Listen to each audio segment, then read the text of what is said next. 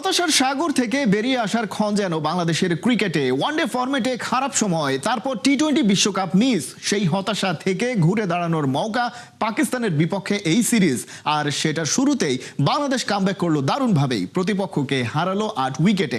প্রথমে ব্যাট করতে নেমে নাহিদ রানার চমকে মাত্র 114 রানে গুটিয়ে যায় পাকিস্তান। বাংলাদেশ সেই টার্গেট চেস করে 209 বলে বাকি থাকতেই। রিপোর্টে বিস্তারিত।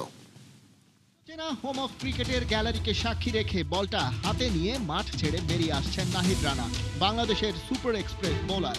এই মিরপুরের মাঠেই ওয়ানডে ফরম্যাটে করে ফেলবেন নিজের সেরা স্পেল, সেটা কে জানতো। তাই তো এই স্পেশাল টাইমে রানাকে মনে হচ্ছিল গ্রিক পুরাণ থেকে উঠে আসা কোনো এক দেবতা যেন। তবে পাকিস্তানের ব্যাটারদের কাছে ঠিক দেবতা নয়, নাহিদ রানা যেন হয়ে উঠেছিলেন সাক্ষাৎ যমদূত।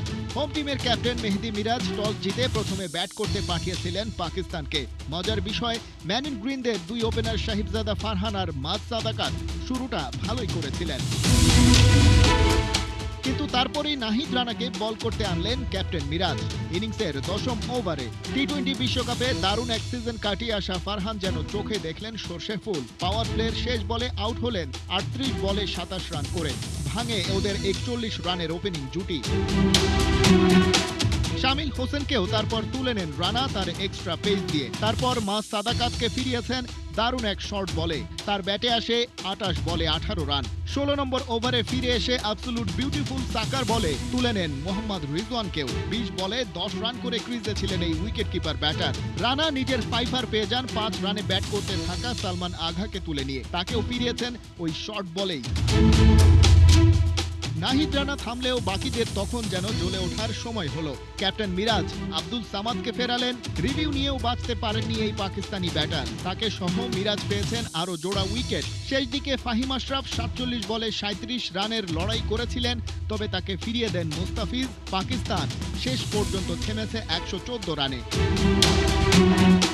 জবাব দিতে নেমে শুরুতেই সাইফ হাসানের উইকেট হারিয়ে ধাক্কা খায় টাইগাররা।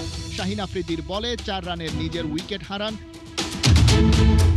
তবে অন্য পাশে রীতিমতো ঝড় বইয়ে দিয়েছিলেন তানজিদ তামিম। তুলে নিয়েছেন ক্যারিয়ারের 5 নম্বর ওয়ানডে 50। শেষ পর্যন্ত অপরাজিত ছিলেন 67 রানে। তাকে সঙ্গ দেয়া নাজমুল শান্ত 27 রানে আউট হয়েছেন মোহাম্মদ ওয়াসিমের বলে একেবারে শেষ বেলায়। দুজনের পার্টনারশিপ ছিল 67 বলে 82 রানের। তামিমের সাথে 3 রান করে নট আউট ছিলেন লিটন দাস। 15 ওভার 1 বলেই টার্গেটে টাচ করে টাইগাররা। খালিদ জামিল, 71।